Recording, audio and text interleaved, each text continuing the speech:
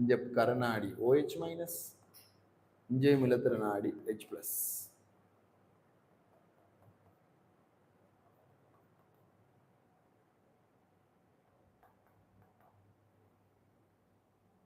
சரியா?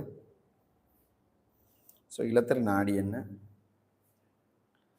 பொறிமுறை என்ன, அதில் பேர் என்ன? இப்போ இலத்திர நாட்ட பிரதியீடு 3 வகை. அலசனேற்றம், எச்செக்ஸேற்றம், நீரேற்றம். அலசனேற்றம், எச்செக்ஸேற்றம், நீரேற்றம். கர்நாட்ட பிரதியீடு ஒரு அக்கேலு லைட்டில் கர்நாடியை போட்டால் வரும்.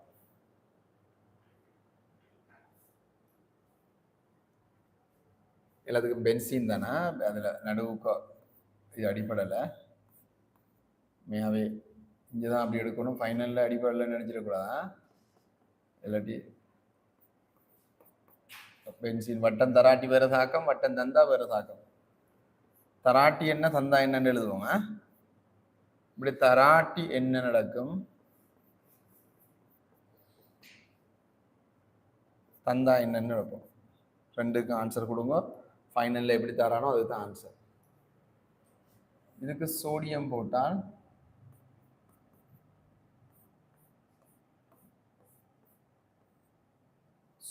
போட்டால் முதல்ல இவ்வாறா ஒன்று நடக்கும். என்ன சோடியம் 3 சேர்வையோட தாக்கம் நடக்கும். NH3, அல்கஹால், அமில ஐதரசன், 4வது ஒயிக் அசிட்டோடையும் நடக்கலாம். ஸோ இப்படி ஒரு கரநாடி உருவாகிட்டு. இது ஒரு கரநாடி. முதல்ல இது கரநாடி இல்லை, இப்போ கரநாடி. இதுக்கு நீங்கள் ஒரு அட்கையில் லைட்டாக போட்டிங்கன்னா இதுலேயும் போய் CH3 CH2 இது இணையும், இந்த ஐக்கு பதிலாக இது போய் இணையும்.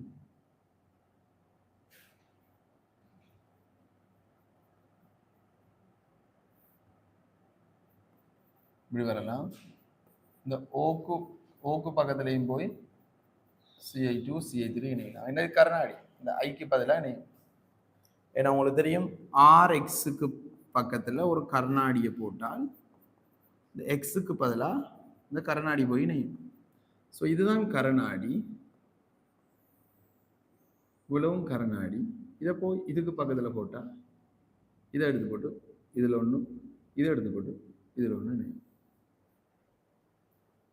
அப்போ கரநாடி CH2 CH3 பக்கத்தில் போய் இணையும். இதில் போய் நேரடியாக பிரதியிடப்படாது. ஏன்னா இதுக்கு உலர LC3 போட்டால் தான் நீங்கள் பிரதியிடு தாங்க நடக்கும். ஆனால் இதுக்கு உலர LCl3 போடணும் ஊக்கி. இப்போ நேரடியாக இலத்திர நாட்ட பிரதியீடு நடக்கணும்னா போடணும். ஸோ இது ஒரு ஒட்சியேற்ற தாக்கம், ரிடாக்ஸ், அல்லது அமிலஹார தாக்கம், acid base reaction. ஒட்சியேற்ற தாழ்த்தல் அல்லது அமிலஹாரம் ரெண்டுக்குள்ளேயும் வருங்க. இது சோடியம் காரம்ன்றதால அமிலத்தோட தாக்கம் அடையுது, அல்லது ஒட்சியேற்ற தாழ்த்தல். ஆனால் இது கரநாட்ட பிரதியீடு, கரநாடி பிரதியிடப்படுது. நம்ம சொல்லிட்டோம் RX குறுக்கே நடைபெறுவது கரநாட்ட பிரதியீடு. RX அல்லது RCOXக்கு குறுக்கே நடைபெற்றால் கர்நாடி ஒன்று வந்து இணைஞ்சால் அது கர்நாட்ட பிரதியீடு. அது கர்நாட்ட பிரதியீடு. இதான் கர்நாட பிரதியீடு. பொதுவாக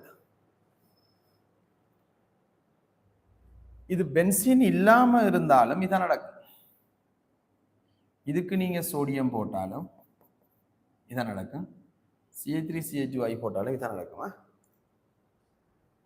இது பென்சீனுக்குரிய தாக்கம் ஒன்றும் இலத்திர நாட்ட பிரதியீடுனா பென்சீனுக்குரியது, மற்றபடி இதான் நடக்கும். பொறிமுறையோட தெரியணும். இலத்திர நாட்ட பிரதியீடு 5 வகை, இலத்திர நாட்ட கூட்டல் 3 வகை, கர்நாட்ட கூட்டல் 4 வகை, கர்நாட்ட பிரதியீடு இந்த 2 வகை.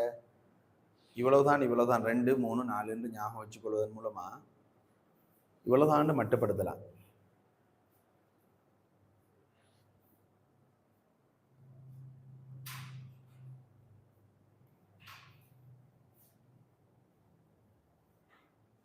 சரியா?